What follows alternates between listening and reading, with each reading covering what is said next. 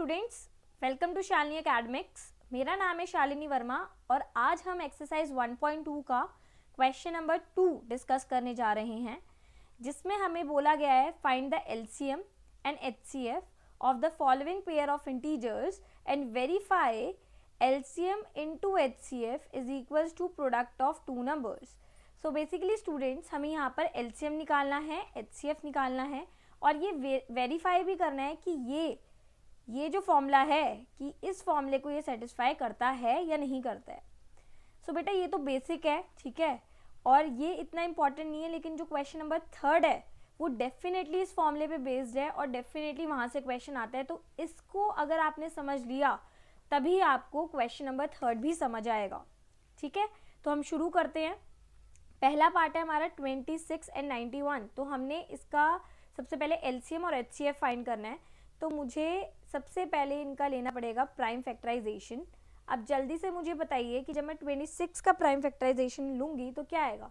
2 की टेबल में ये 13 पे आता है और 1, सो क्या आया 2 × 13, ये हमारा 26 आ गया। अगर मैं 91 की बात करूँ तो ये 7 के टेबल में आता है 13 पे और 13 1 जा 13, तो क्या आएगा यहाँ पर 7 × 13, ये 91 का हो गया, ठीक है।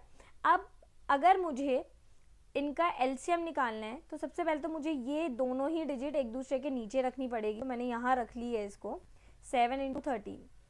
एलसीएम में हमें ये चेक करना होता है बेटा कि कौन सी डिजिट दोनों में कॉमन है। तो हमने देखा कि 13 जो है वो दोनों में है, तो 13 को आप एक बार ले लो और जो डिजिट कॉमन नहीं है उनको एज इट इज़ लिख लो। जैसे 2 को लिख लिया और हम 7 को भी लिख लेंगे। तो हमारा एलसीएम क्या आ गया है। एलसीएम जब आप इनकी मल्टीप्लाई करेंगे तो आपका आएगा 182, ठीक है। अब हम एचसीएफ निकाल लेते हैं। एचसीएफ तो आप ऑलरेडी निकाल चुके हो। जो डिजिट कॉमन होती है दोनों में, जैसे कि 13, यही आपका एचसीएफ होता है। तो एचसीएफ कितना आएगा आपका बेटा 13, ठीक है। अब आपके पास एलसीएम आ चुका है, आपके पास एचसीएफ आ चुका है। अब आपने सिर्फ इस फॉर्मूले में इन चीज़ों को पुट करना है। तो चलिए हम जल्दी से फॉर्मूला लिखते हैं और इन्हें पुट करते हैं। सो स्टूडेंट्स, मैंने यहाँ पर फॉर्मूला लिख लिया है, मैंने डिजिट भी लिख दी हैं जिसकी हमें नीड थी। जैसे कि मैंने एलसीएम अभी निकाला था 182 था, एचसीएफ 13 और दो नंबर क्या थे 26 और 91। तो वो सारी चीज़ें मैंने यहाँ लिख ली हैं। अब जस्ट मैं इनको पुट करूँगी। तो एलसीएम कितना आया था 182, एचसीएफ कितना आया था 13, product of number first number और सेकेंड नंबर को मल्टीप्लाई करके आपने यहाँ पर लिखना है। तो जल्दी से मुझे बताइए कि जब मैं इन दोनों की मल्टीप्लाई करूँगी तो मेरा आंसर कितना आएगा। मेरा आंसर आएगा 2 3 6 6 और इन दोनों की जब मैं मल्टीप्लाई करूँगी तो इनका भी आंसर क्या आएगा, यही आएगा। हेंस प्रूव्ड कि एलसीएम और एचसीएफ का प्रोडक्ट हमेशा उन दो नंबर के प्रोडक्ट के बराबर होता है। आपको आ गया समझ। अब नेक्स्ट पार्ट की तरफ मूव करते हैं और उसे समझते हैं। सो नेक्स्ट क्वेश्चन की तरफ मूव करते हैं। इसके नेक्स्ट पार्ट की तरफ क्या कह रहा है पार्ट। नेक्स्ट पार्ट है आपका 510 एंड 92। अब आपने अगेन इन दोनों का प्राइम फैक्टराइजेशन लेना है। जल्दी से बता दीजिए मुझे क्या क्या इनका आंसर आने वाला है और लिख दीजिए। तो अगर मैं 510 की बात करूं तो मेरे पास जो आएगा वो आएगा 2 2 5 से हम डिवाइड करेंगे। अगेन जब मैंने इन्हें प्लस करा तो 12 आया और 12 3 की टेबल में आता है, इसलिए 3 से डिवाइड हो जाएगा और हमारे पास आंसर आएगा 85। अगेन 5 5 17 पे आता है, ये 17 1 जा 92 का अब करते हैं हम सॉल्व। तो 2 की टेबल में आता है 46 पे, 2 की टेबल में अगेन 23 एंड 23 1 जा 23। अब हम इन दोनों को ही एक दूसरे के नीचे लिख लेंगे। 2 × 3 × 5 × 17, 2 × 2 × 23। जल्दी से मुझे बताइए कि इन दोनों में कॉमन कौन सी डिजिट है, बिकॉज जो कॉमन होता है वही हमारा एचसीएफ होता है। तो अगर देखा जाए तो 2 कॉमन है, एचसीएफ कितना आ गया बेटा 2। और अगर मैं एलसीएम की बात करूं तो जो कॉमन होता है उसे सिर्फ एक बार लेते हैं, बाकी सारी डिजिट को आप एज इट इज ले लेंगे। तो हम इन तीनों को ले लेते हैं सबसे पहले और इनको ले लेंगे जो रह गए हैं नीचे। इस तरीके से आपका एलसीएम आ जाएगा। अब जल्दी से मुझे मल्टीप्लाई करके बताइए कि आपको आंसर कितना मिल रहा है। जब आप इनको मल्टीप्लाई कर लेंगे तो आपको मिलेगा 2 3 4 60, ये आपको एलसीएम मिल जाएगा। आई होप आपको इतना समझ आ चुका है। अब हम फॉर्मूले में पुट करेंगे और देखेंगे कि ये वेरीफाई हो रहा है या नहीं हो रहा है। ओके, सो स्टूडेंट्स, अब हम इन सारी चीज़ों को पुट कर देंगे। एलसीएम कितना आया था आपका 23460। एचसीएफ कितना था आपका एचसीएफ था 2। प्रोडक्ट 2 नंबर क्या थे आपके 510 और 96।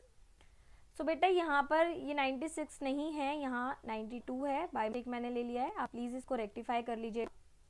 जब आप इन्हें मल्टीप्लाई करेंगे तो मल्टीप्लाई करके आपका आंसर आएगा 4692। सिमिलरली इनको मल्टीप्लाई करके भी आपका आंसर यही है और ये प्रूफ कर देगा लेफ्ट हैंड साइड आपकी राइट हैंड साइड बराबर है और ये जो फॉर्मूला है ये टोटली एप्लीकेबल है। ठीक है, अब लास्ट पार्ट की तरफ हम मूव कर लेते हैं, 336 और 54। सो स्टूडेंट्स जल्दी से इनका प्राइम फैक्टराइजेशन कर दीजिए। तो 2 की टेबल में 168, अगेन 2 की टेबल में 84, अगेन 42, अगेन 21, 3 और 7।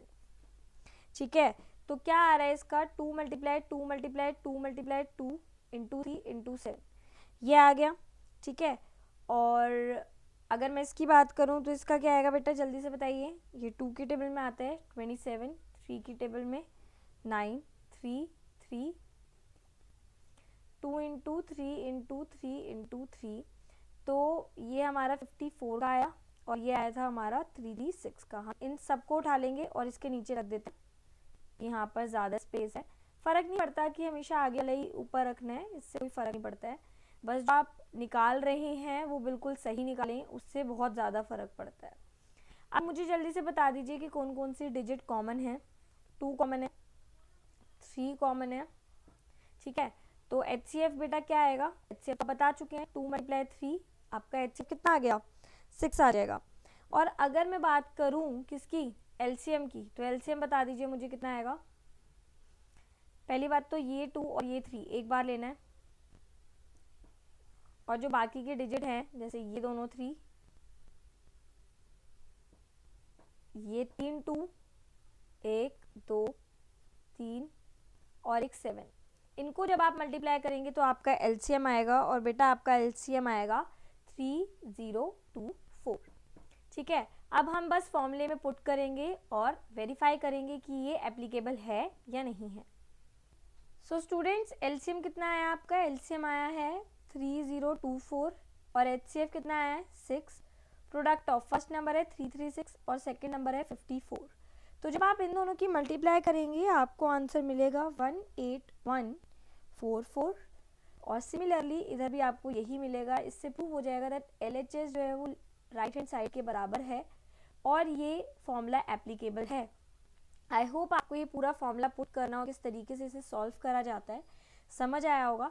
सो अगर आपको मेरी ये वीडियो यूज़फुल लगी है तो आप प्लीज़ मेरे चैनल को लाइक, सब्सक्राइब और शेयर करना ना भूलें, ताकि आपके पास लेटेस्ट इन्फॉर्मेशन पहुंचती रहे। इसीलिए आप नीचे दिए गए बेल आइकन को भी प्रेस कर दें। Thank you.